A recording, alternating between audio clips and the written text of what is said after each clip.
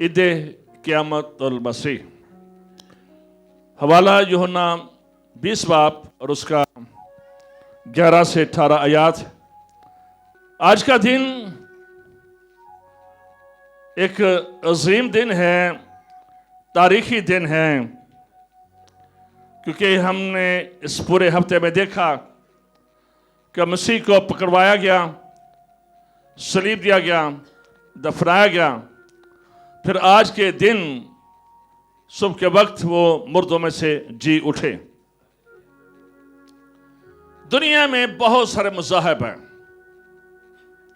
हजारों में उनकी तादाद है, जिन्होंने मज़ाहब को शुरू किया, बनाया। कोई भी ऐसा नहीं है जो कि खाक से नहीं मिला है और अब भी वहीं पर है। ये क्रेडिट, ये ब्लेसिंग सिर्फ आपको जाती है कि हम जिसकी पैरवी करते हैं उसकी कब्र खाली है। इसलिए मसीहत की बिगिनिंग ही आप कह लें कि ये कब्र से शुरू होती है। ये रेज़रेक्शन किसी और लीडर में आपको नजर नहीं आती है। मुर्दे जिंदा हुए लेकिन उनको जिंदा किया गया। खुद से जिंदा होना यह सिर्फ यीशु की बात है। आज थोड़ा सा गौर हम करेंगे मरियम मगदलीनी पर। अगर इस सारे चैप्टर को जो 20 बाब है आप ध्यान से पढ़ें तो यहां पर आपको मरियम मगदलीनी बहुत ज्यादा इसका जिक्र मिलेगा। बाइबल मुकद्दस में और भी 7-8 मरियम हैं जिनका जिक्र है, और इसको मरियम मगदलीनी कहा गया है ताकि इसकी पहचान हो सके। इसके लाके का नाम मगदला या मगदन था, जिसकी वजह से इसको थोड़ा सा डिफरेंट करने के लिए मरियम मगदलीनी कहा जाता है, ताकि सारी बातें समझ में आ जाएं। ये औरत मसीह की जितने भी ये वाक़यात हुए हैं इन दिनों में, मसलूबियत, इसको इसने करीब से देखा, और मसीह का जो दफनाया जाना था ये इतना ज्यादा ओपन नहीं था, ये भी खुफिया मिशन था। उसको इसने देखा, चुपके से ये देखती रही। और फिर मरियम मगदलीनी, इसको ये एजाज हासिल है कि सबसे पहले ये मसीह की कब्र पर पहुंचती है। ये वो औरत है, जब हम लूका 8 बाब पढ़ते हैं तो इसमें से 7 बदरूहें निकली थी, और उसके बाद ये आप कह लें कि यीशु की दीवानी हो गई थी, उससे प्यार करने शुरू हो गई थी। ये एक मालदार औरत थी, एक लीडर टाइप औरत थी, और यीशु की खिदमत में खवातीन का बहुत ज्यादा किरदार रहा है, स्पेशली पे पैसे के हवाले से भी। ये बड़ी कमिटेड औरत थी, मुस्तकिल मजाज औरत थी, और इसने यीशु के सर पर तेल भी अंडेला था और उसके पांव भी साफ किए थे। ये जब दूसरी खवातीन के साथ कब्र पर आती है, देखती है, और फिर यह देखती है कि यीशु कब्र में नहीं है, पत्थर हटा हुआ है, और फिर ये जल्दी से, जब हम पहली 10 आयत पढ़ते हैं तो जल्दी से ये जाकर पतरस और यूहन्ना को बताती है, उन्हें यह खबर देती है कि मेरे यीशु को उठा कर ले गए हैं, वो वहां पर मौजूद नहीं है। और फिर ये दोनों शागिर्द दौड़ते आते हैं। यूहन्ना जरा पहले पहुंच जाता है क्योंकि ये जवान था, पतरस बुजुर्ग था। और फिर वहां पर लिखा है, जब इन्होंने उस कफन को देखा, कब्र को देखा, उस रुमाल को देखा, तो यूहन्ना है जो सबसे पहले ईमान लाया। मसीह की रेजरेक्शन के बाद जो सबसे पहला ईमान है वो यूहन्ना लेकर आया, और जो पहला विजिट किया वो मरियम मगदलीनी ने उस कब्र पर किया। ये दोनों को ये क्रेडिट जाता है। उसके बाद ये शागिर्द चले जाते हैं वापस, और 11वीं आयत में लिखा है कि ये मरियम मगदलीनी कब्र पर रोती रही।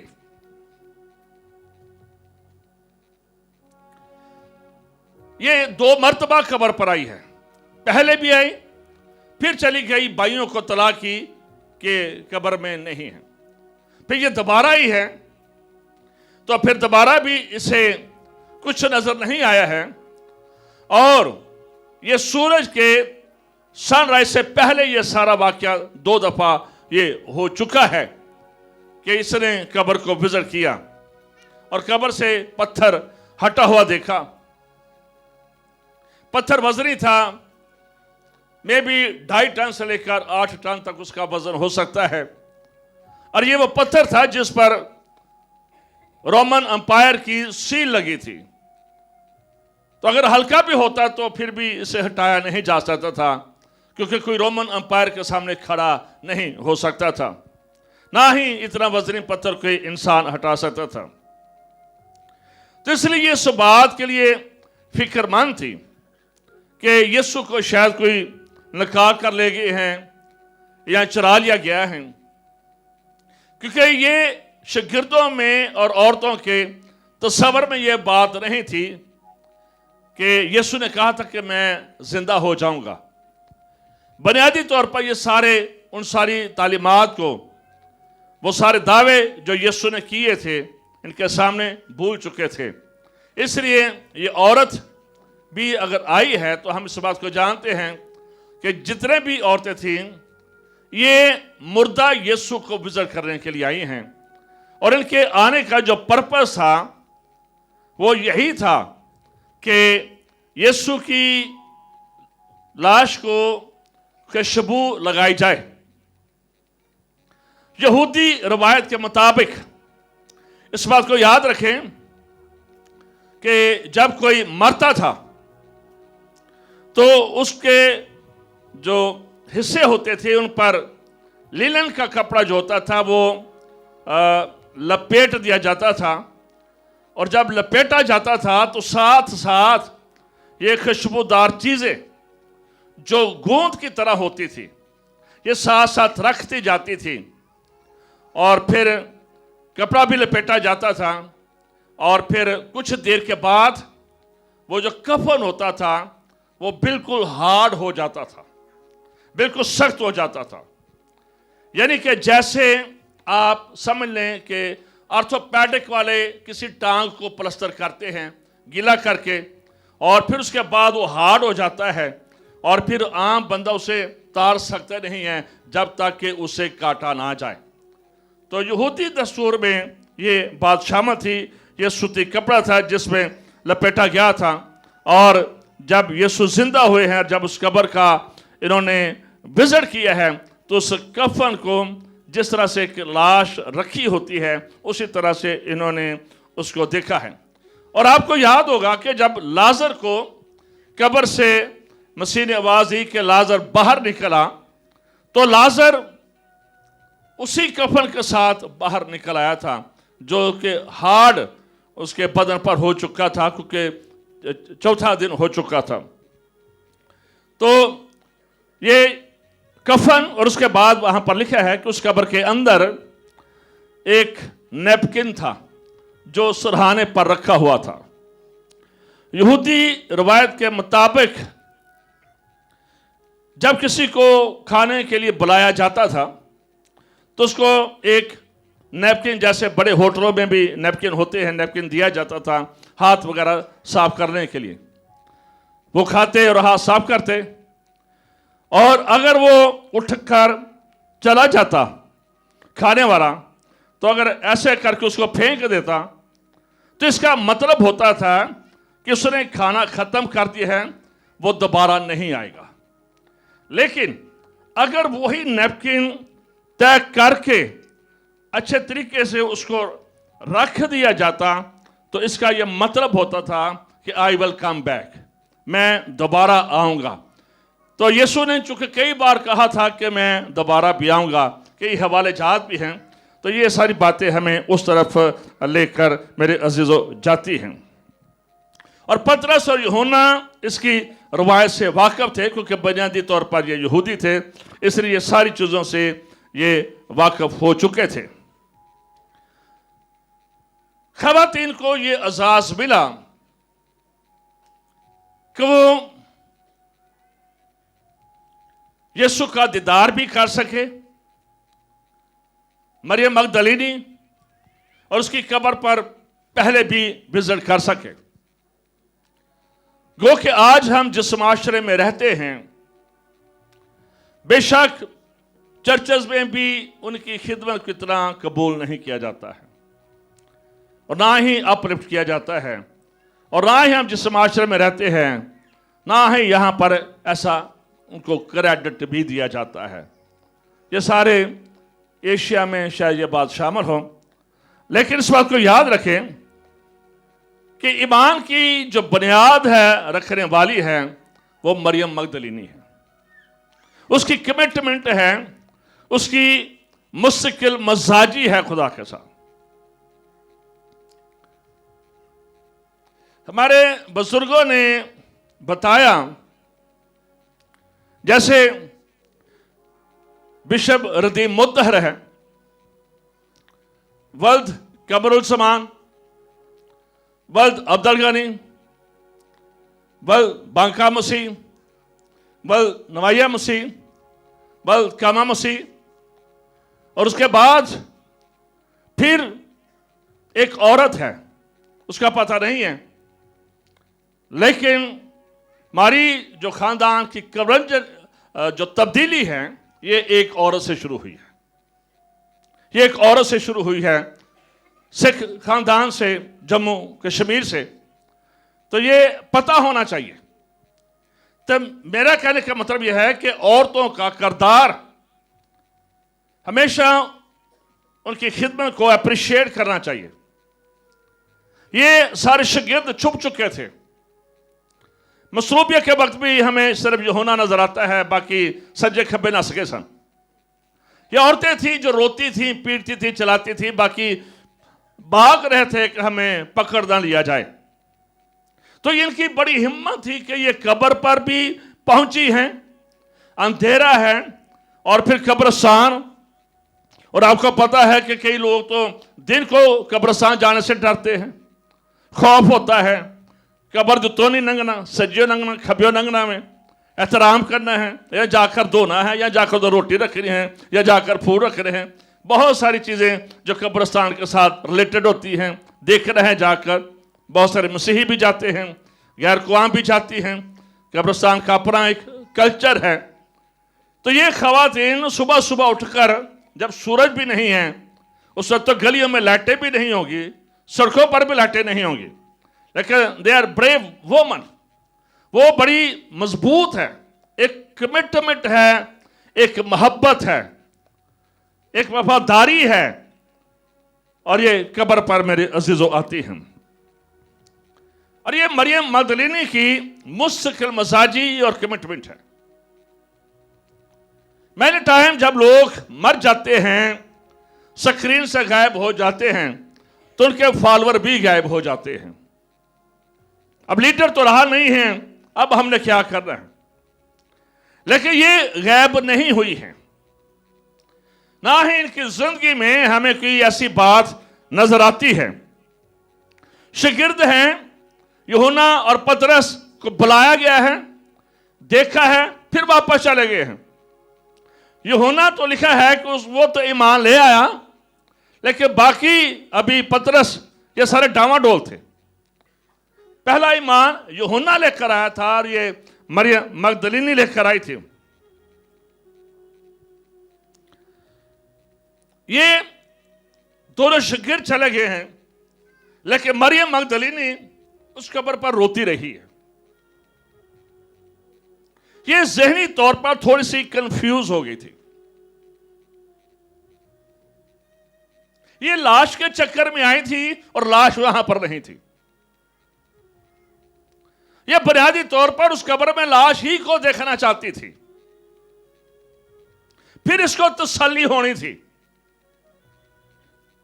कई बार दो ऐसे जनाजे हैं बड़ी मुश्किल से पढ़ाए हैं, पढ़ ही नहीं सके। खवातीन बाजुकात मुस्तकिल मजाज भी होती है, लेकिन कई बार साह भी नहीं लें दिया। मैंने 2 बार अपनी जिंदगी में ऐसे जनाजे देखे हैं कि नहीं समझ लगी क्या हो रहा, बस जल्दी की है कि डेड बॉडी लेकर तो कब्रिस्तान की तरफ निकलो। तो ये भी वो बाजू का ये भी देखा कई बार कि ये भी कोशिश होती है कि सानू भी कब्र च डाल पा दो। जानता जुंदा वैसे कोई नहीं पर लेकिन ये भी कोशिश होती है कई बार ऐसी। लेकिन चले ये अपना ईमान है, मोहब्बत है। ये भी यीशु से प्यार तो करती है, लेकिन अब जिंदा यीशु से प्यार नहीं करती है, ये मरे हुए यीशु से प्यार कर रही है। ये उसकी लाश ढूंढ रही है, ये फिजिकली उस लाश को देखना चाहती है। बहुत दफा हम भी स्पिरिचुअली ईमान नहीं लाते हैं, स्पिरिचुअल राला में चीजों को नहीं देखते हैं, स्पिरिचुअल बातों पर ईमान नहीं रखते हैं जब तक हम फिजिकल चीजों को देख ना लें। यह हमारी प्रॉब्लम है। यह औरत भी फिजिकल डेड बॉडी को देखना चाहती थी, इसलिए परेशान भी थी, कमिटेड भी है, पहले भी आई है। परेशानी यह है कि लाश वहां पर नहीं है। हमेशा ईमानदार की जो जिंदगी है, जब इस बात को याद रखें कि जब हम यीशु पर ईमान रखते हैं, जब उसके रेजरेक्शन पावर हमारी जिंदगी में काम करती है, तो फिर हमारा ईमान भी इसी तरह का ही होना चाहिए। जो चीजें नहीं भी नजर आ रही उन पर भी हमारा ईमान होना चाहिए।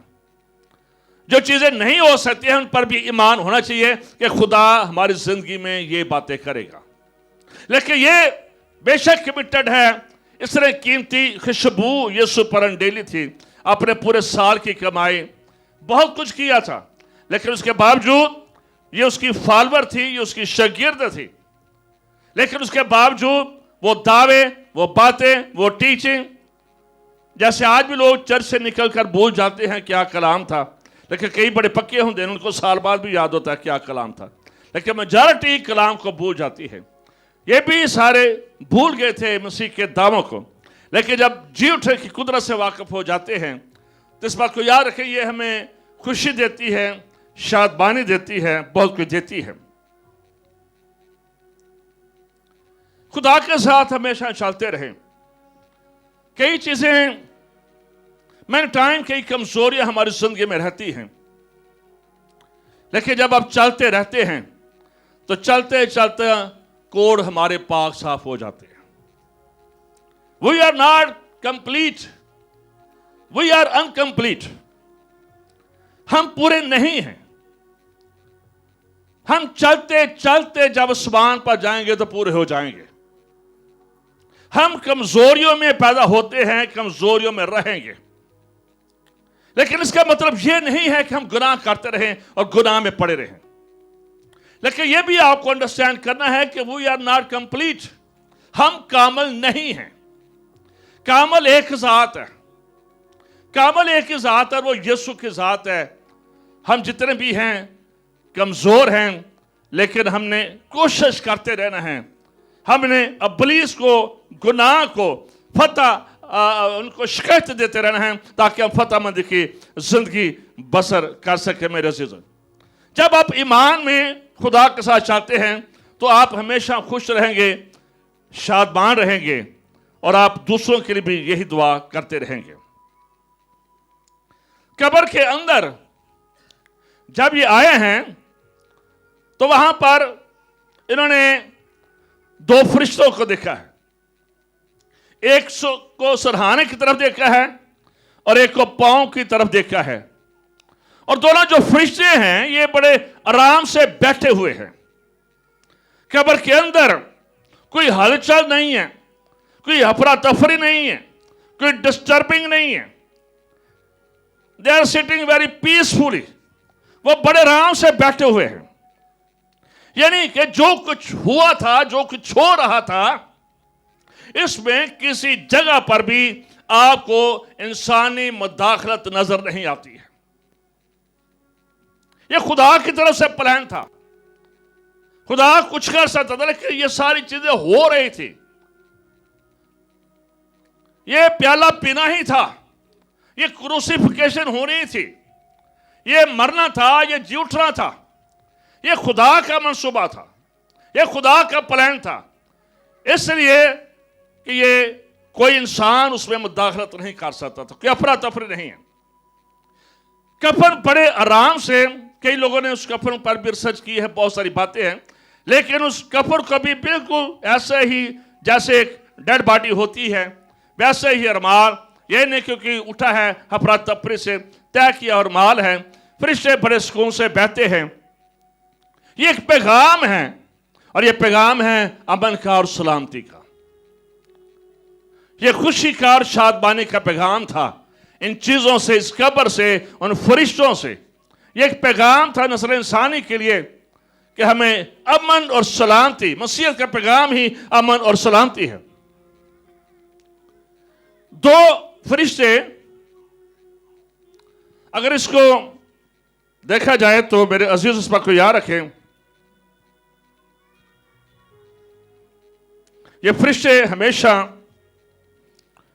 एक जो दो का वर्ल्ड है, ये एक अदालती निजाम है, अदालती वर्ल्ड है। यहूदी के अंदर भी, बाइबल के अंदर भी दो गवाह मिलते हैं, मुकाशा के अंदर भी हमें दो गवाह मिलते हैं, और आज भी जब हमें स्टाम्प पेपर लिखाना होता है तो वहां पर भी दो गवाह लाजमी चाहिए होते हैं। ये जुडिशली नंबर है, जो गवाह होते हैं दो के ये ऐसा हुआ है। बुनियादी तौर पर ये दो गवाह वहां पर बैठे हुए थे कि वो यहां पर नहीं हैं और वो अपने कहने के मुताबिक जी उठा है। ये एक पैगाम था उनके लिए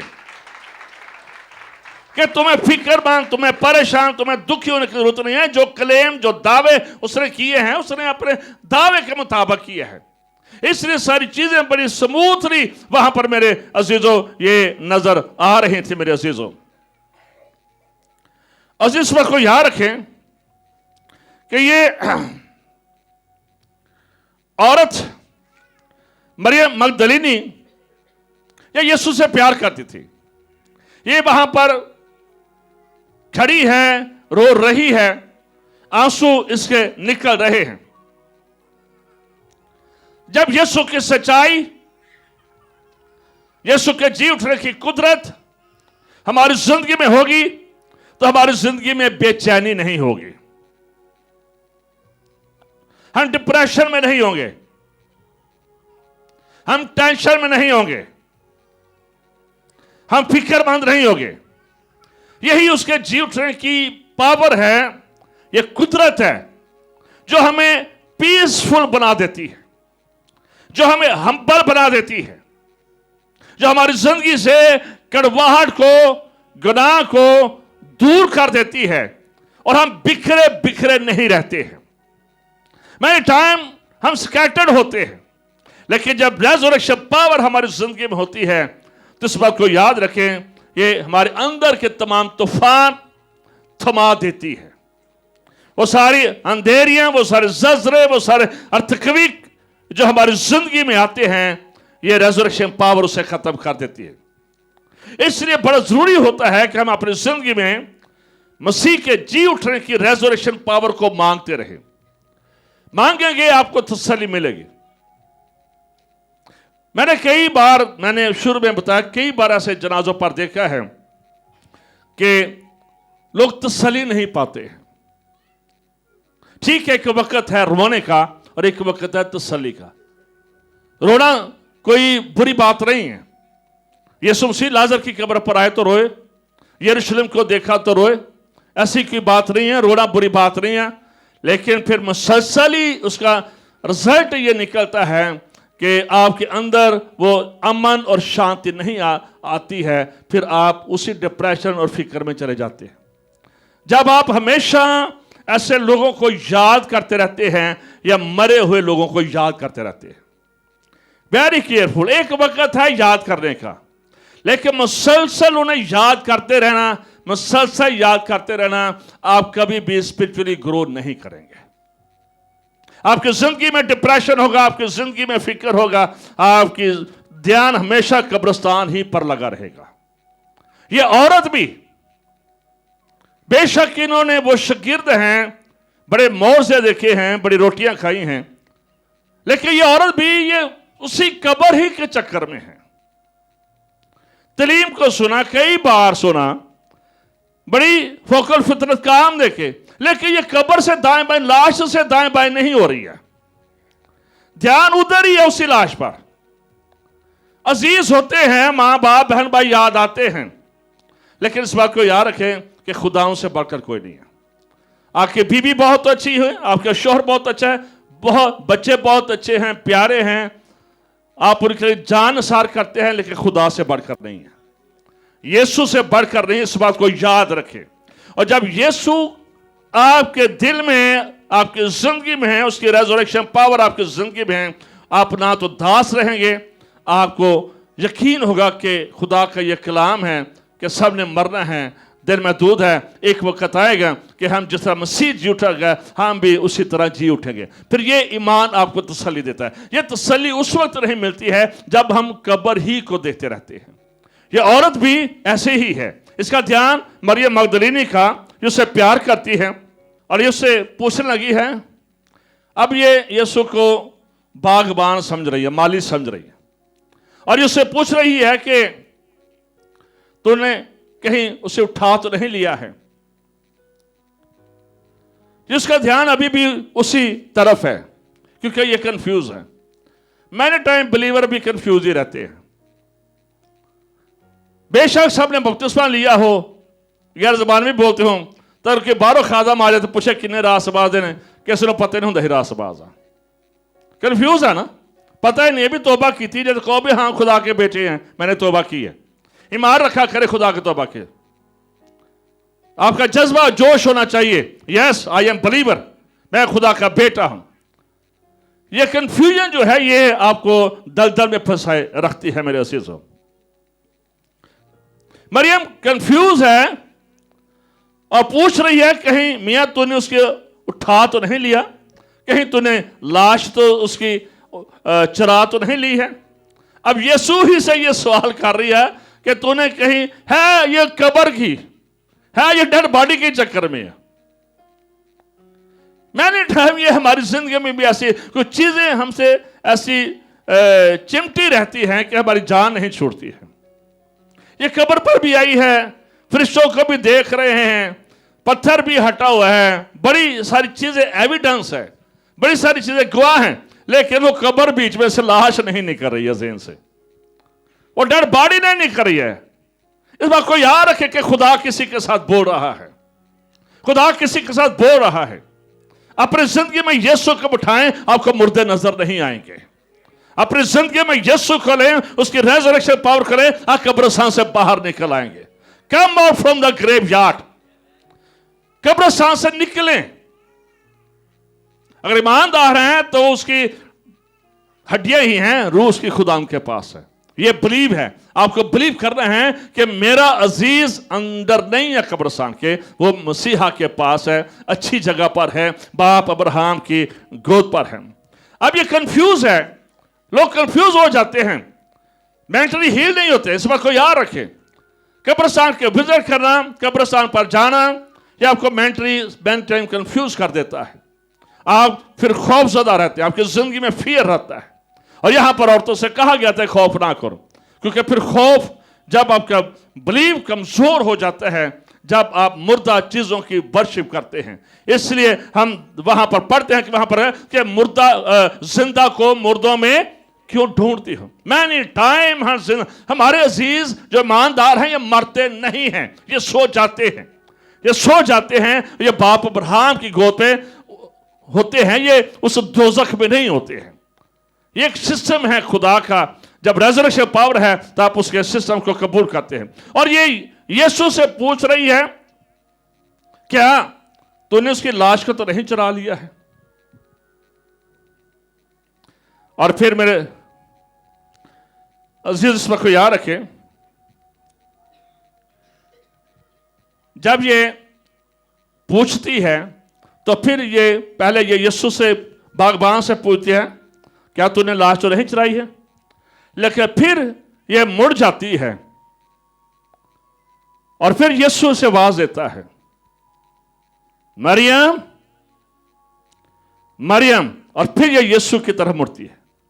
ध्यान यीशु से माली समझकर बातें करते, ध्यान कब्र की तरफ है। लेकिन जब यीशु ने देखा कि इसको समझ नहीं आ रही है, तो फिर यीशु ने उसे आवाज दी, मरियम।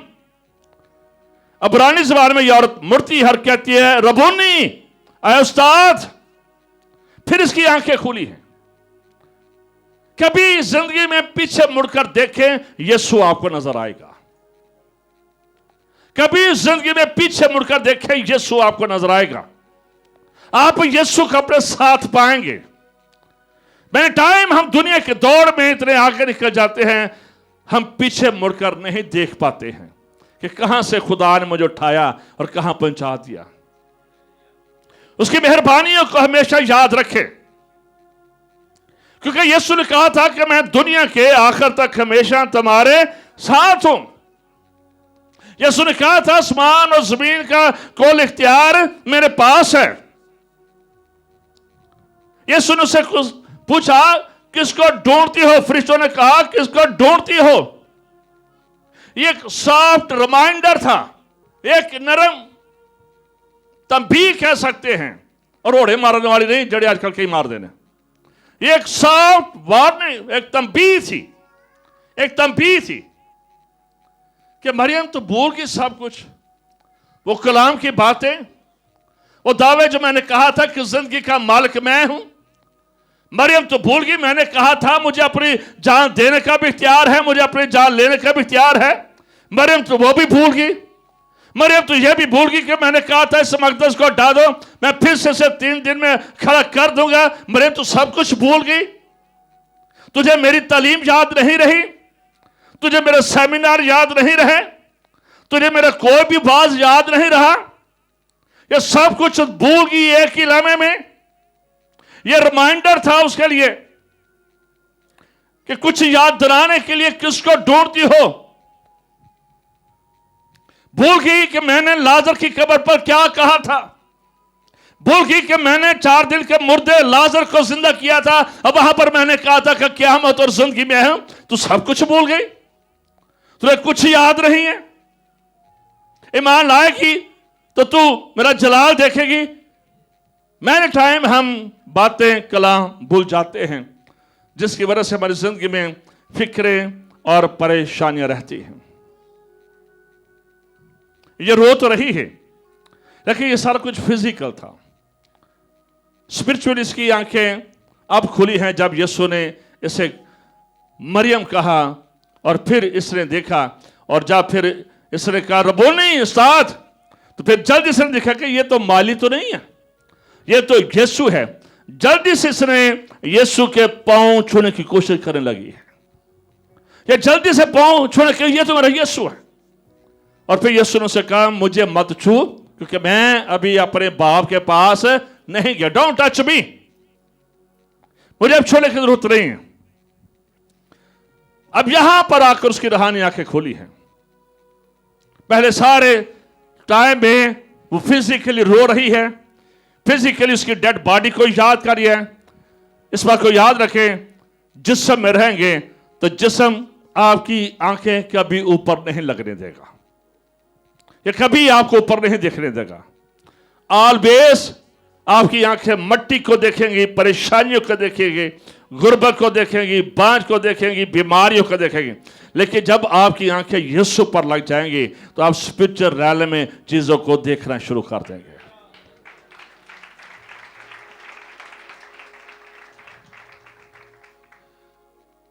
यीशु का एक दावा यहां पर पूरा होता है।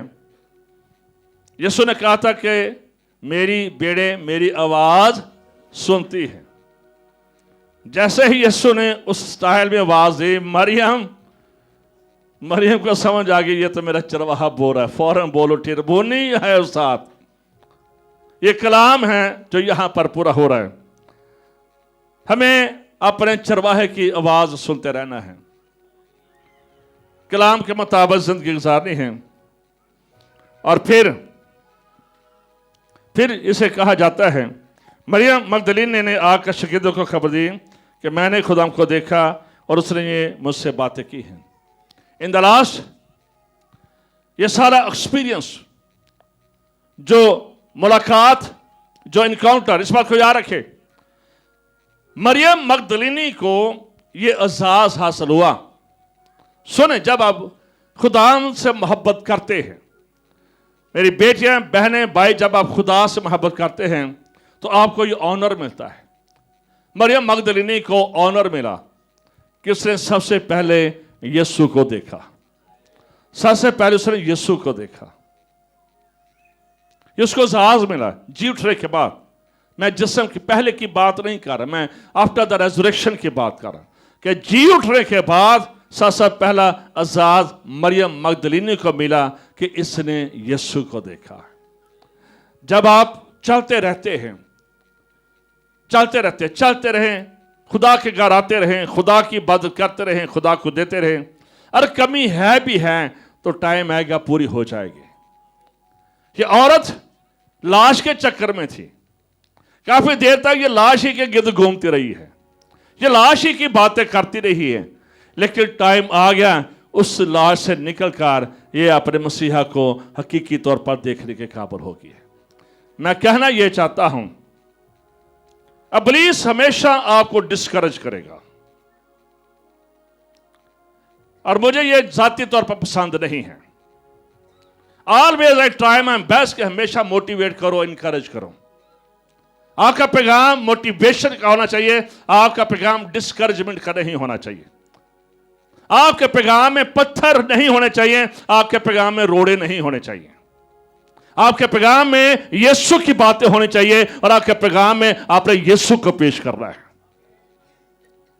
आपके पैगाम में यह नहीं होना चाहिए कि आप दोज़ख दिखाकर लोगों को निजात दिखा रहे हैं। दोज़ख के बगैर भी आप निजात पा सकते हैं। आपकी जिंदगी में यह बातें होनी चाहिए। सिर्फ वक्त चलते रहें अपने मसीह के साथ, करते रहें, चलते रहें, आते रहें, दुआ करते रहें। एक वक्त आएगा कि जिस्मानी चीजें ऐसा डिलीट हो जाएंगे, जिस्मानी चीजें, जिस्मानी फिक्रें डिलीट हो जाएंगी। और एक वक्त आएगा कि जब आप स्पिरिचुअल रैल में अपने मसीहा को देखना शुरू कर देंगे और फिर आपकी जमीनी बातें नहीं रहेंगी, आपकी आसमानी बातें बन जाएंगी। आप आसमानी बनते चले जाएंगे और आपके बदन से खुदा को इज्जत और जलाल मिलेगा। हालेलुया। खुदा आपको बरकत दे। अपनी जगह पर खड़े होते हैं।